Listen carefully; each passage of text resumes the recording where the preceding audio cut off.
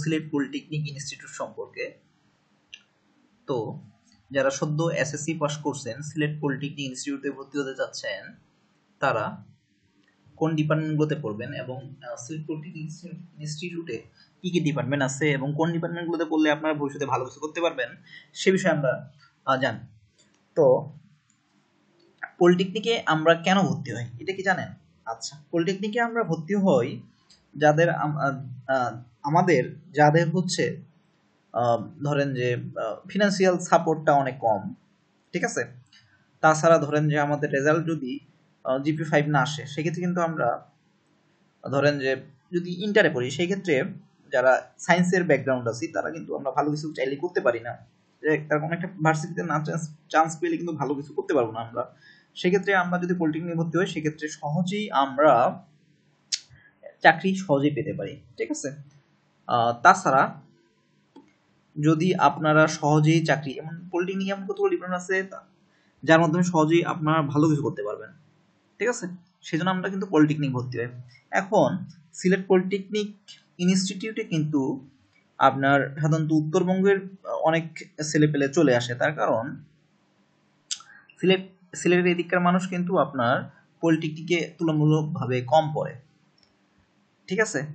এখন আমাদের উত্তরবঙ্গের মানুষ যারা আছে তারা ভাবে যে সহজেই চাকরি পাওয়ার জন্য এবং ভালো কিছু করার জন্য সহজেই, সেজন্য তারা কিন্তু পলিটেকনিক ভর্তি হয়, ঠিক আছে। এবং কারিগরি শিক্ষায় শিক্ষিত হয়, তারা একটা স্কিল অর্জন করে সেই সেক্টরে ভালো কিছু দিয়ে থাকে। এখন আমরা যারা সিলেট বিভাগের আছি, যারা সিলেট পলিটেকনিক ইনস্টিটিউটে পড়তে চাই, ঠিক আছে, তারা আমরা কোন ডিপার্টমেন্টগুলোতে পড়বো এবং হচ্ছে যে কোন ডিপার্টমেন্টগুলোতে পড়লে আমরা ভালো কিছু করতে পারবো সেই বিষয়ে আমরা জানবো, ঠিক আছে। এখন আসি, আমরা দেখি যে সিলেট পলিটেকনিক ইনস্টিটিউটে দেখতে পাচ্ছি যে 7টা ডিপার্টমেন্ট আছে।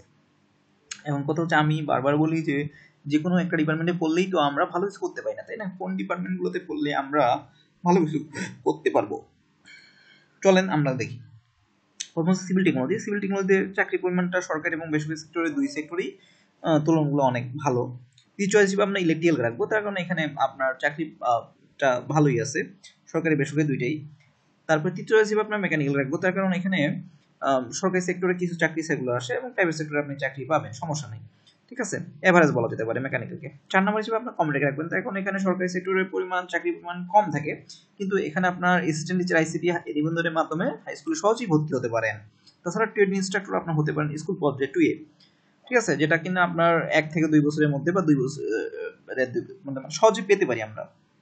তাছাড়া প্রাইভেট সেক্টরে আপনি কম্পিউটার ডিপার্টমেন্টে অনেক চাকরি পাবেন আপনি যদি কোনো একটা সেক্টরে দক্ষ হয়ে বের হন, ঠিক আছে। আচ্ছা, এরপর আসি আমরা পাওয়ার, ইলেকট্রোমেডিক্যাল এবং ইলেকট্রনিক্স টেকনোলজি। আচ্ছা, যদি আপনাদের একান্তই পড়ার ইচ্ছা থাকে যে পলিটেকনিকে পড়বেন, সেক্ষেত্রে আপনারা ক চয়েস দিবেন। আর যদি আপনারা মনে করেন যে বের হয়ে ভালো কিছু করবেন, সেক্ষেত্রে আপনার সিভিল, ইলেকট্রিক্যাল, মেকানিক্যাল এবং কম্পিউটারে পড়ার চেষ্টা করবেন। তখন পাওয়ার সেক্টরে আপনার সরকারি চাকরির পরিমাণ এবং বেসরকারি চাকরির পরিমাণ দুইটাই তুলনামূলক কম থাকে। ইলেকট্রনিক্সে আপনার সরকারি বেসরকারি দুইটাই কম। ইলেকট্রোমেডিক্যালে আপনার সহজে পড়ার চেষ্টা করবেন না, তার কারণ এখানে চাকরির পরিমাণ অনেক অনেক অনেক অনেক কম, ঠিক আছে। তো আপনারা বুঝে শুনে সিদ্ধান্ত নেবেন যে কোন ডিপার্টমেন্টগুলোতে আপনারা পড়বেন। আমি বারবার আপনাদের বলছি যে আপনার সিভিল ডিপার্টমেন্টে কিন্তু পড়ার চেষ্টা করবেন, তার কারণ এখানে সরকারি এবং বেসরকারি দুই সেক্টরে চাকরি পাওয়া অনেক, ঠিক আছে। ইলেকট্রিক্যালকে 2 নাম্বার রাখবেন, তার কারণ এখানে সরকারি সেক্টরে চাকরি আছে, যেমন পাওয়ার সেক্টরে হচ্ছে আপনার বেতনটা অনেক হাই থেকে 70 থেকে 80 হাজারের ওইদিকে। এবং 3 নম্বর চয়েস হিসেবে মেকানিক্যালকে রাখবেন, তার কারণ এখানে সরকারি বেসরকারি মোটামুটি দুইটাই আছে চাকরি। 4 নম্বর হিসেবে কম্পিউটারকে রাখবেন আপনারা, তার কারণ কম্পিউটার ডিপার্টমেন্টে প্রাইভেট সেক্টর অনেক চাকরি। তাছাড়া সরকারি সেক্টরে হচ্ছে আপনার কিছু কিছু সার্কুলার আসে, হাই স্কুলের নিবন্ধনের মধ্যে পড়তে পারবেন, ঠিক আছে। আর যদি আপনারা মনে করেন যে আপনি 1 নম্বর চয়েস কম্পিউটার পড়তে চাচ্ছেন, পড়তে পারেন, কিন্তু বললাম এই 4টা ডিপার্টমেন্টের মধ্যে যে কোনো একটা ডিপার্টমেন্টে আপনি পড়তে পারবেন, ঠিক আছে। কিন্তু পাওয়ার, ইলেকট্রনিক্স, ইলেকট্রোমেডিক্যালে আপনার সহজে ভর্তি হবেন না। এখান থেকে যদি আপনার পড়ে বেরোন, সেক্ষেত্রে আপনার হাউতাশ করে বেড়াইতে হবে, ঠিক আছে। তো আপনারা পলিটেকনিকে অবশ্যই ভর্তি হবেন, তার কারণ বললাম যে সহজেই আপনারা বের হয়ে চাকরি পাবেন। সিভিল, ইলেকট্রিক্যাল, মেকানিক্যাল এবং কম্পিউটার ডিপার্টমেন্টের মধ্যে পড়ার চেষ্টা করবেন। ধন্যবাদ সবাইকে, সিলেটবাসী।